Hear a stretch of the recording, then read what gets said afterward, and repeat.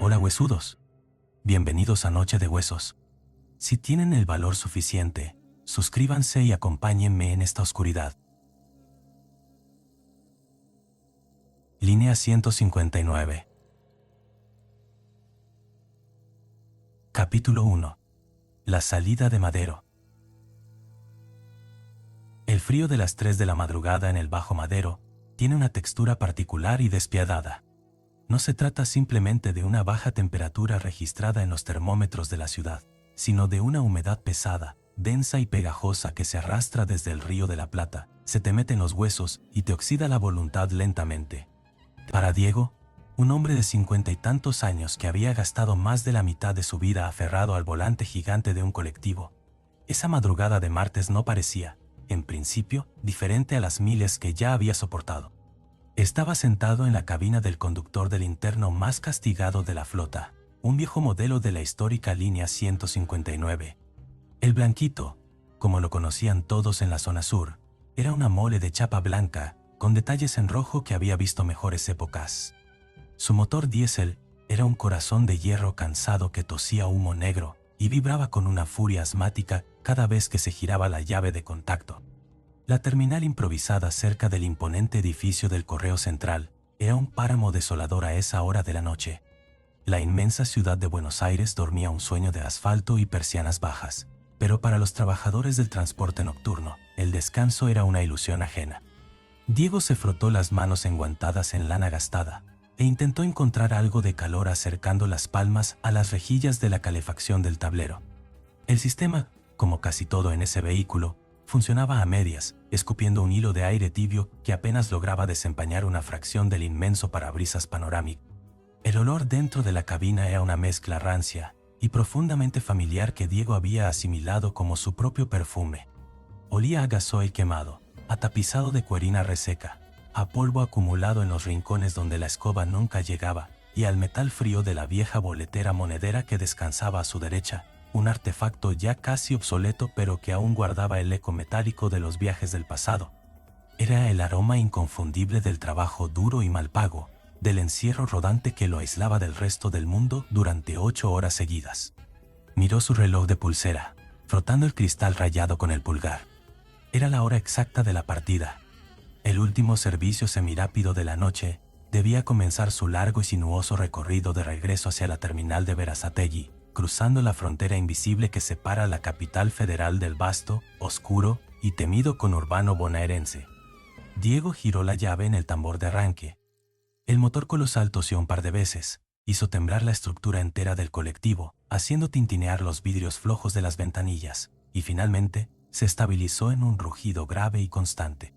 Las luces interiores del pasillo, una hilera de tubos fluorescentes de un tono amarillento y mortecino, parpadearon antes de encenderse por completo, iluminando las 4 filas de asientos dobles vacíos que se extendían a sus espaldas como un túnel silencioso y expectante. Apretó el botón de la consola neumática. La puerta delantera, un mecanismo de hojas plegables de vidrio y goma, se cerró con su característico y violento siseo de aire comprimido, aislando definitivamente la cabina del viento helado de la calle.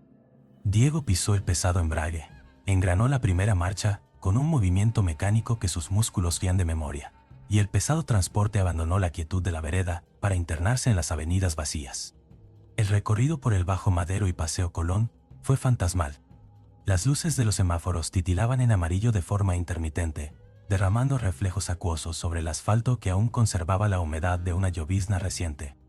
Los inmensos edificios de oficinas se alzaban a ambos lados de la avenida como monolitos muertos, sin una sola ventana iluminada, testigos mudos del paso del viejo colectivo blanco. A esa hora, no había taxis, no había autos particulares, no había peatones arriesgándose en las veredas. Diego era el único habitante en movimiento, en una ciudad de cemento que parecía haber sido evacuada apresuradamente. La radio del tablero, sintonizada en una emisora de AM que solía pasar tangos trasnochados y noticias del campo, apenas lograba captar la señal. El parlante crujía, escupiendo una estática blanca y densa que subía y bajaba de volumen, fundiéndose con el traqueteo de la carrocería y el zumbido constante de los neumáticos mordiendo el pavimento. Lejos de apagarla, Diego subió el volumen un par de puntos. Esa estática, por más irritante que fuera, era la única prueba auditiva de que aún existía algo más allá del encierro de su cabina iluminada. A medida que el interno 159 dejaba atrás el centro porteño y se aproximaba a la subida de la autopista para encarar el puente hacia zona sur, la atmósfera comenzó a volverse visiblemente más pesada. Una niebla sucia, espesa y grisácea comenzó a levantarse desde las aguas oscuras y contaminadas del riachuelo. No era la bruma ligera y romántica de las madrugadas de invierno, era un muro opaco, una masa de condensación química y humedad estancada que devoraba la luz de las columnas de alumbrado público y borraba los contornos de la ciudad. El colectivo comenzó a trepar la pendiente de cemento para cruzar la frontera hacia la provincia. El rugido del motor diésel se intensificó por el esfuerzo. Al llegar al punto más alto del puente, la niebla los envolvió por completo. El mundo exterior desapareció de un plumazo. Las barandas laterales, los carteles de señalización y el horizonte urbano fueron engullidos por esa blancura espesa e impenetrable. El haz de luz de los faros delanteros del vehículo apenas lograba penetrar unos escasos 3 metros hacia adelante, rebotando contra la bruma y creando un efecto hipnótico y cegador. Diego se inclinó sobre el enorme volante, acercando el rostro al cristal frío del parabrisas, entrecerrando los ojos cansados. Sus nudillos se pusieron blancos por la fuerza con la que aferraba el aro de plástico negro. Había cruzado ese puente miles de veces a lo largo de sus 3 décadas de oficio. Conocía cada junta de dilatación del asfalto y cada curva del trazado. Pero esa noche, la niebla parecía tener una densidad física, como si el colectivo estuviera abriéndose paso a través de un océano de algodón sucio. El descenso hacia el conurbano bonaerense marcó el punto de no retorno. Al tocar el asfalto de la provincia, la señal de la radio de AM se cortó de forma abrupta, reemplazada por un siseo muerto y uniforme. El frío dentro de la cabina se volvió repentinamente más agudo, una helada que calaba hasta los huesos y que la pobre calefacción del tablero ya no podía combatir. A sus espaldas, en el inmenso pasillo vacío iluminado por las luces amarillentas, una de las ventanillas mal cerradas vibró con un tintineo agudo, dejando entrar una ráfaga de aire con olor a río podrido y tierra húmeda. El viaje acababa de comenzar. Las avenidas oscuras de Avellaneda y Quilmes aguardaban ocultas bajo la bruma, pacientes e inmutables, preparando el escenario para los pasajeros sin voz que esperaban en las paradas desoladas de una ruta que estaba a punto de deformarse para siempre. Capítulo 2. El Triángulo de Bernal. El descenso del puente hacia el asfalto de la provincia marcó el final de la geografía conocida y el inicio de un territorio devorado por la bruma. Al abandonar la capital federal, la avenida Mitre suele ser una arteria vibrante, pero a esa hora de la madrugada y bajo el peso de aquella niebla tóxica, se había transformado en un túnel de sombras infinitas. El viejo interno 159 avanzaba a una velocidad cautelosa, devorando los kilómetros con el rugido constante y monótono de su motor diésel. Diego mantenía ambas manos aferradas al inmenso volante oscuro, con la vista clavada en el escaso tramo de pavimento que los faros amarillentos lograban arrancar de la oscuridad. Atravesar Avellaneda fue como navegar por un cementerio de persianas metálicas y semáforos intermitentes. No había ni un solo vehículo en ambas manos de la avenida. El silencio en el exterior era tan profundo que el sonido de los neumáticos pesados, aplastando los charcos de agua sucia, resonaba dentro de la cabina como si fueran latigazos. A espaldas del conductor, el largo pasillo del colectivo permanecía completamente vacío, iluminado por esa hilera de tubos fluorescentes que emitían un zumbido eléctrico casi imperceptible, un ruido de fondo que se mezclaba con el traqueteo de los vidrios flojos de las ventanillas. El frío había ganado la batalla dentro del habitáculo. La estufa del tablero escupía un aire que ya no calentaba, apenas logrando mantener un pequeño círculo despejado en el inmenso parabrisas, empañado por la humedad de la respiración de Diego. El chófer frotó sus botas pesadas contra el piso de goma acanalada, intentando inyectar algo de circulación a sus pies entumecidos. A medida que el vehículo se acercaba a la zona limítrofe de Quilmes, la densidad de la niebla pareció multiplicarse. La blancura opaca se pegaba a los cristales como una segunda piel. Estaban llegando a la bifurcación conocida históricamente como el Triángulo de Bernal, un cruce de caminos inmenso y habitualmente caótico que conecta las principales arterias de la zona sur. Sin embargo, en aquella madrugada maldita, el cruce no era más que un vacío gris, un abismo de asfalto donde las esquinas, las veredas y las referencias urbanas habían sido borradas por completo. Fue justo allí, en medio de esa desolación absoluta, donde la rutina se quebró. A la derecha de la avenida, recortada débilmente contra el halo mortecino de un poste de luz a punto de apagarse, apareció una silueta. Estaba parada exactamente en el lugar donde debía estar la parada del colectivo, aunque el poste indicador era invisible en la bruma. En cualquier otra noche, Diego habría pasado de largo. Subir a un pasajero desconocido en el Triángulo de Bernal a esas horas de la madrugada era un riesgo que los chóferes veteranos preferían evitar, pero una fuerza extraña, un peso irracional en su pie derecho, lo obligó a presionar el pedal del freno. El sistema de aire comprimido emitió un bufido largo y cansado. Las pesadas ruedas de caucho mordieron el asfalto mojado, deteniendo la inmensa mole blanca con un leve sacudón. Diego estiró el brazo y presionó el botón de la consola. Las hojas plegables de la puerta delantera se abrieron con un siseo que rasgó el silencio de la calle, dejando entrar una ráfaga de aire helado que apestaba a río estancado, a tierra podrida y a humedad milenaria. El hombre no se movió de inmediato. Permaneció en la vereda un par de segundos eternos, como si necesitara asimilar la presencia del vehículo. Cuando finalmente apoyó sus zapatos sobre el primer escalón de aluminio de la unidad, el hedor a humedad se volvió asfixiante dentro de la cabina. Era un pasajero que no encajaba en ninguna época reciente. Vestía un traje de tela gruesa y oscura, de un corte antiquísimo, que estaba completamente empapado. No era la humedad de una llovizna pasajera. La ropa estaba saturada, pegada a un cuerpo huesudo, como si el hombre acabara de emerger desde el fondo mismo de las aguas negras del riachuelo. El agua sucia escurría por la botamanga de sus pantalones, cayendo pesadamente sobre el piso de goma del colectivo, formando un charco oscuro y aceitoso en el primer escalón. Diego sintió que la garganta se le cerraba. Quiso pronunciar el habitual saludo de buenas noches, preguntar hasta qué zona viajaba para marcar el boleto en la vieja máquina monedera, pero las palabras murieron en su boca. El rostro del pasajero estaba oculto bajo el ala blanda y caída de un sombrero de fieltro, arruinado por el agua. La poca piel visible en sus manos y en su cuello tenía un tono ceniciento, grisáceo, carente de cualquier atisbo de circulación sanguínea. El hombre no levantó la mirada en ningún momento.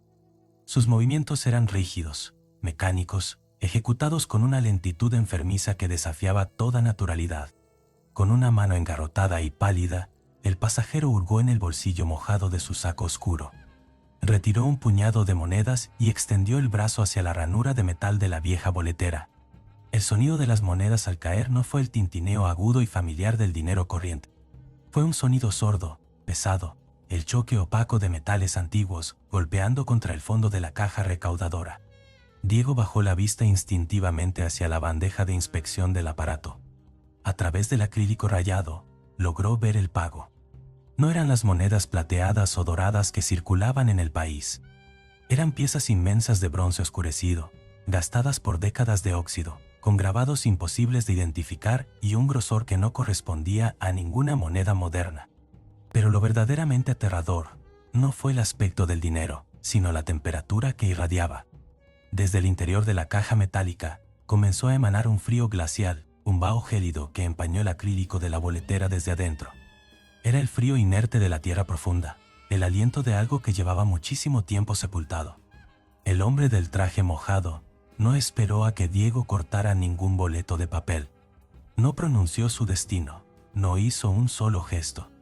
Con la misma cadencia pesada y rígida de un autómata, giró sobre sus talones y comenzó a caminar por el pasillo vacío hacia la parte trasera del colectivo.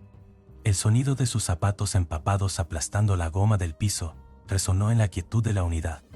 Chas, chas, chas. Dejó un rastro brillante de agua lodosa a su paso. Diego, paralizado en su asiento con ambas manos aferradas al volante helado, lo observó a través del inmenso espejo retrovisor panorámico que colgaba sobre el parabrisas. El pasajero eligió uno de los asientos dobles de la última fila, justo en el rincón más oscuro, donde la luz de los tubos fluorescentes apenas llegaba. Se sentó con una rigidez espantosa, manteniendo la espalda recta contra el respaldo de cuerina y la vista clavada directamente hacia el frente. No se quitó el sombrero, no se acomodó la ropa empapada, no emitió el más mínimo suspiro de alivio por haber escapado del frío de la calle. Se convirtió en una estatua de carne fría y tela mojada, anclada en el fondo del interno 159. Diego presionó el botón de la consola, con un dedo que no paraba de temblar. La puerta neumática se cerró, sellando el habitáculo una vez más. Aceleró el motor con desesperación, buscando huir del triángulo de Bernal lo más rápido posible, pero el peso de esa presencia en el fondo del pasillo se instaló sobre sus hombros como una losa de cemento. La niebla exterior parecía reírse de sus esfuerzos, espesándose aún más contra el parabrisas. El verdadero viaje por el conurbano profundo recién comenzaba, y el chófer veterano ignoraba por completo que ese solo era el primero de los habitantes del abismo que abordarían su colectivo en la ruta infinita de la avenida Mitre. Capítulo 3. El bucle de Avenida Mitre. El tiempo, al igual que el asfalto de la zona sur, comenzó a deformarse bajo las ruedas del viejo colectivo blanco. 40 minutos enteros habían transcurrido desde que el pasajero del traje empapado abordara en la oscuridad del triángulo de Bernal. Manteniendo una velocidad constante y temeraria para esa niebla espesa, Diego debería haber dejado atrás el centro comercial de Quilmes y estar acercándose peligrosamente a los límites de Berazategui. Sin embargo, la geografía que desfilaba más allá de las ventanillas empañadas contaba una historia completamente distinta, una narrativa que amenazaba con hacer pedazos su cordura. El terror espacial se manifestó primero como una leve punzada de duda. A través del sector limpio del parabrisas, Diego vio aparecer la silueta inmensa de un cartel publicitario montado sobre el techo de una ferretería. Era un anuncio de chapa oxidada, con las letras borradas por décadas de sol y lluvia. El chófer frunció el ceño, sintiendo un escalofrío que no tenía relación con el clima. Estaba absolutamente seguro de haber cruzado ese mismo cartel de chapa hacía exactamente 15 minutos. Intentó convencerse de que la fatiga extrema le estaba jugando una mala pasada, argumentando en silencio que muchas de esas avenidas industriales tenían una arquitectura repetitiva y decadente. Pero 3 cuadras más adelante, las luces mortecinas de una farmacia cerrada destrozaron cualquier excusa racional. La persiana metálica estaba abollada en el centro de la misma forma exacta. El grafiti incomprensible pintado con aerosol negro sobre el metal tenía los mismos trazos escurridos. La farola parpadeante en la vereda proyectaba el mismo charco de luz amarillenta sobre el pavimento roto. Era una calca idéntica, un escenario reciclado. El interno 159 no estaba avanzando hacia ninguna parte. Había caído en un bucle infinito de asfalto mojado, condenado a transitar el mismo tramo de la avenida Mitre una y otra vez, devorando kilómetros en una cinta de correr diseñada por una mente macabra. La desesperación llevó a Diego a bajar la vista hacia el panel de instrumentos. La aguja del tanque de combustible, que en ese viejo motor diésel siempre descendía con una rapidez alarmante, estaba clavada firmemente en la marca de 3/4. No temblaba por la vibración del motor, no descendía ni una fracción de milímetro. La combustión, la distancia y las leyes más básicas de la física habían dejado de existir dentro y fuera de ese vehículo. Pero el espanto mayor no radicaba en el paisaje congelado, sino en los habitantes de esa dimensión en bucle. En cada nueva vuelta de ese ciclo enfermizo, la niebla se abría para revelar una nueva parada desolada, y en cada esquina oscura, una nueva figura aguardaba en la penumbra. La misma fuerza invisible y aplastante que lo había obligado a detenerse en Bernal, volvía a presionar su pie derecho contra el freno en cada parada fantasma. El sistema de aire comprimido siseaba, abriendo las hojas de vidrio. Subía una mujer mayor con un vestido de luto completamente empapado. Subía un joven con un mameluco de obrero destrozado, chorreando un fango espeso y negro. Subía un anciano de piel cenicienta y mirada vacía. Ninguno de ellos pronunciaba una sola palabra. Ninguno levantaba la cabeza para mirar al conductor. Todos ejecutaban el mismo ritual espantoso. Extendían sus manos pálidas y rígidas, y dejaban caer inmensas monedas de bronce helado en la ranura de la vieja boletera. Con cada pago, el frío irradiado por el dinero antiguo se acumulaba, escarchando el acrílico de la caja monedera y bajando la temperatura de la cabina a niveles insoportables. Luego, las entidades caminaban arrastrando sus calzados encharcados por el pasillo de goma acanalada. Se distribuían metódicamente en la penumbra de los asientos traseros, sumándose al hombre del traje oscuro. El habitáculo, iluminado por los tubos fluorescentes, se estaba llenando de almas en pena, estatuas de carne muerta que viajaban en un silencio absoluto. El hedor dentro del colectivo se volvió una pared sólida e irrespirable. Era un tufo concentrado a río podrido, a vegetación estancada y a un encierro subterráneo y húmedo que se filtraba en los pulmones de Diego con cada respiración. Estaba atrapado en una trampa de acero, manejando un ataúd sobre ruedas repleto de pasajeros que habían sido devorados por el agua y el tiempo, girando eternamente en un círculo de niebla del cual no había escapatoria posible. Capítulo 4. La chicharra del pánico. El silencio dentro del interno 159 había adquirido un peso geológico. A pesar de que el pasillo estaba ocupado por más de una docena de personas, el único sonido perceptible era el ronroneo gastado del motor diésel y el roce constante de los neumáticos contra el asfalto infinito de la avenida Mitre. Las entidades que poblaban los asientos traseros eran monumentos de carne fría y ropa empapada, estatuas macabras que no respiraban, no tosían y no emitían el más mínimo crujido al acomodarse en la cuerina reseca de las butacas. Diego, aferrado al inmenso volante negro, sentía que el oxígeno de su propia cabina estaba siendo devorado por ese mutismo de ultratumba. La tensión había estirado sus nervios hasta el punto de la ruptura. Llevaba una eternidad conduciendo a través de la niebla, repitiendo el mismo tramo de calles vacías, observando los mismos carteles comerciales oxidados una y otra vez. Su mente, buscando desesperadamente aferrarse a una brizna de normalidad, rogaba por escuchar una voz humana, un quejido, incluso un insulto por la lentitud del viaje. Cualquier cosa era preferible a esa marea de quietud muerta. El abismo decidió concederle su deseo de la forma más espantosa posible. Un zumbido áspero y repentino cortó la atmósfera del colectivo. Era la vieja chicharra eléctrica, el timbre instalado sobre la puerta trasera que los pasajeros utilizaban para solicitar la parada. El sonido rasgó el aire denso con la fuerza de un latigazo, una vibración estridente que hizo que Diego diera un respingo violento en su asiento, golpeando sus rodillas contra la base de la columna de dirección. El timbre sonó una sola vez. Un toque firme, decidido y cargado de una urgencia antinatural. El instinto forjado a lo largo de 3 décadas de oficio tomó el control del cuerpo del chofer. Su pie derecho abandonó el acelerador y se hundió sobre el pedal del freno. El sistema de aire comprimido exhaló un quejido largo, y las gruesas ruedas de caucho detuvieron a mole de chapa blanca en medio de la bruma espesa, exactamente frente a una esquina completamente oscura y desolada. Diego presionó el botón de la consola central. Las puertas neumáticas traseras se abrieron de par en par con un golpe sordo, invitando a la espesa niebla a trepar por los escalones de goma. El chofer aguardó. Observó el enorme espejo retrovisor panorámico que colgaba sobre su cabeza, esperando ver alguna de esas figuras cenicientas levantarse de su butaca, arrastrar sus zapatos encharcados por el pasillo y descender hacia la noche. Pero nadie se movió. El pasillo continuaba sumido en esa quietud de cementerio.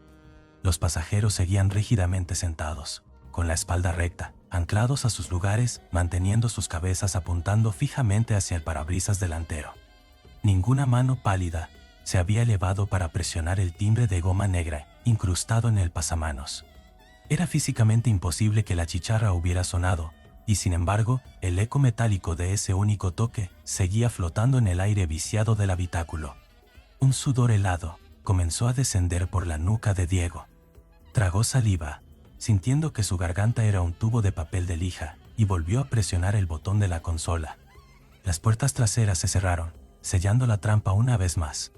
Con las manos temblando de forma incontrolable, pisó el embrague y engranó la marcha, acelerando con brusquedad para escapar de esa esquina anónima. El colectivo avanzó apenas unos 50 metros cuando el sonido volvió a estallar. Esta vez, el timbre sonó 2 veces consecutivas. 2 zumbidos eléctricos, agudos y taladrantes. Diego no frenó.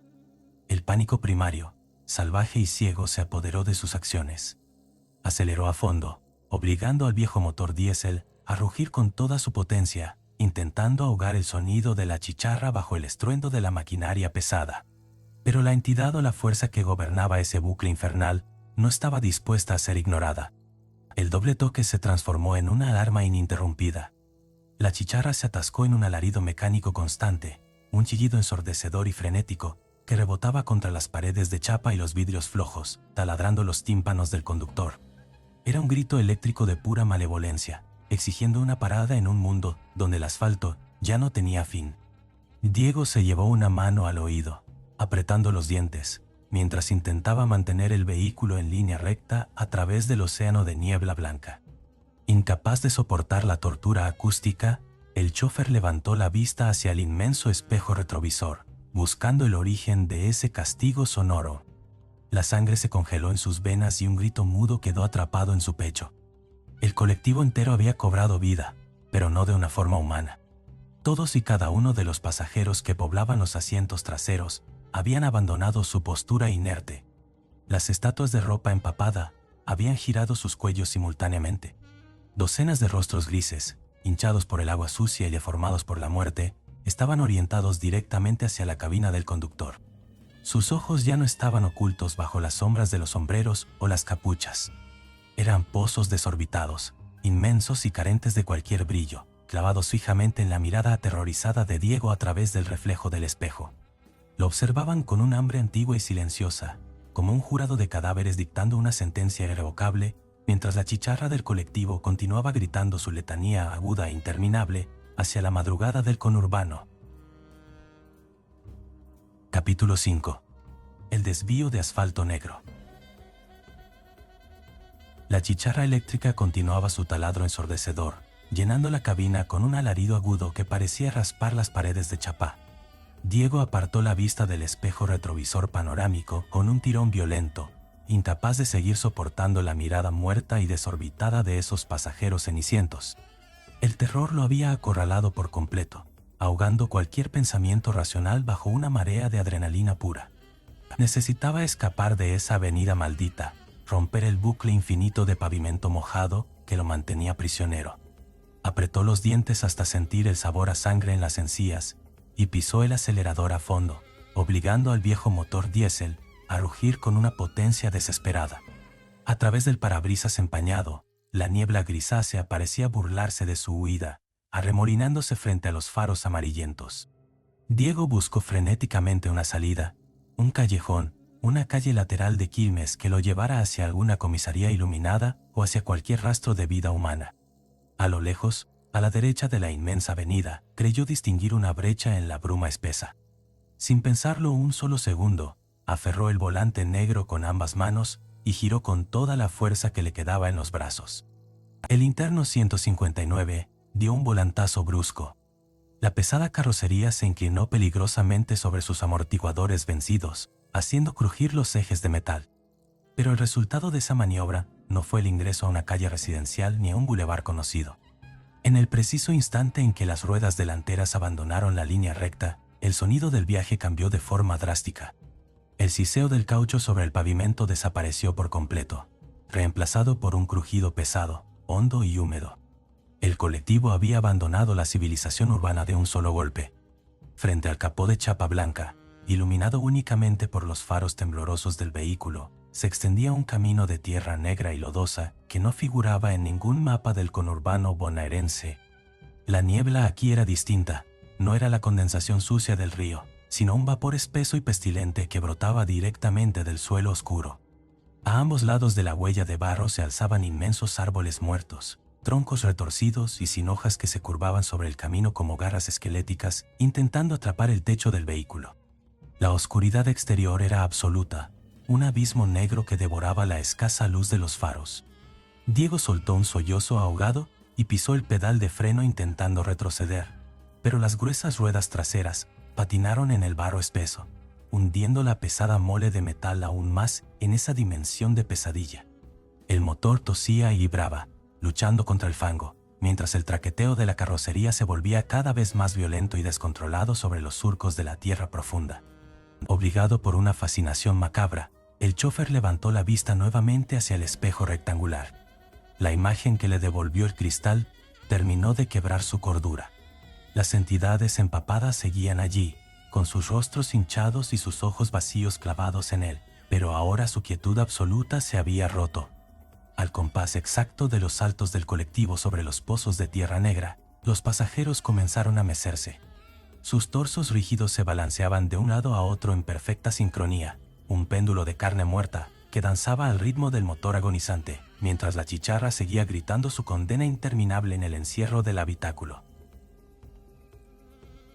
Capítulo 6. La terminal del abismo. El traqueteo violento del colectivo sobre la tierra negra parecía desarmar cada tornillo de la vieja carrocería blanca. Diego mantenía las manos soldadas al volante, ciego ante la bruma pestilente que se colaba por las rendijas y aplastado por la letanía espantosa de la chicharra. De repente, el alarido eléctrico se apagó por completo. El corte abrupto del sonido fue tan aterrador como el ruido mismo, dejando un vacío auditivo que solo era llenado por el jadeo del motor agonizante y el crujido del barro denso bajo las pesadas llantas de caucho. A lo lejos, rompiendo la oscuridad espesa del bosque muerto, apareció una estructura colosal. No era la conocida y bulliciosa terminal de Berazategui, a la que Diego estaba acostumbrado a llegar de madrugada. Era un inmenso galpón de chapa oxidada y vigas retorcidas, un esqueleto industrial podrido y abandonado en medio de la nada absoluta. Las inmensas aberturas del hangar estaban desprovistas de portones, formando unas fauces oscuras que se tragaron sin esfuerzo la luz débil de los faros delanteros del interno 159. Diego pisó el freno por pura inercia, sintiendo que sus piernas ya no le pertenecían. El vehículo se detuvo con un quejido agónico bajo el techo de chapa herrumbrada, levantando una nube de polvo gris que se mezcló con la niebla. El motor diésel tosió una última vez, sacudió el chasis entero y se apagó solo, sumiendo la cabina en un silencio sepulcral y definitivo. El botón de la consola central se hundió por su propia cuenta. Las puertas neumáticas traseras y delanteras se abrieron al mismo tiempo con un largo y cansado suspiro de aire comprimido. A través del inmenso espejo retrovisor, el chofer observó cómo los pasajeros empapados rompían su hipnótico balanceo y se ponían de pie al unísono. Con la misma rigidez cadavérica con la que habían abordado en las calles desoladas de la zona sur, comenzaron a caminar lentamente por el pasillo de goma. Sus zapatos encharcados chapoteaban débilmente mientras descendían uno a uno hacia la oscuridad del galpón. No emitieron ningún sonido, no voltearon a mirar la cabina iluminada y simplemente se disolvieron en las sombras profundas de esa terminal maldita, como si la estructura misma los estuviera absorbiendo. El último en bajar fue el hombre del traje gastado y el sombrero de fieltro que había iniciado la pesadilla en el Triángulo de Bernal. Al tocar el suelo de tierra negra, la bruma pareció tragarlo por completo. Diego se quedó completamente a solas en su cabina helada. Sus manos seguían aferradas al plástico negro del volante y su respiración formaba nubes de vapor contra el parabrisas sucio. Una comprensión fría, absoluta y devastadora descendió sobre su mente fracturada. Bajó la vista hacia su muñeca y observó el viejo reloj con el cristal rayado. La aguja de los segundos había dejado de moverse. El tiempo se había detenido para siempre a las 3 de la madrugada. El viaje había terminado para aquellas almas en pena que había recogido en el bucle infinito de la avenida Mitre, pero su propio infierno personal recién acababa de comenzar. Había cruzado la frontera hacia una dimensión sin retorno. Ya no era un simple trabajador del conurbano, ahora era el barquero de asfalto, el chofer eterno de esa línea fantasma condenado a recorrer la ruta cubierta de niebla para recoger pasajeros ahogados por el resto de la eternidad. Buenas noches a todos.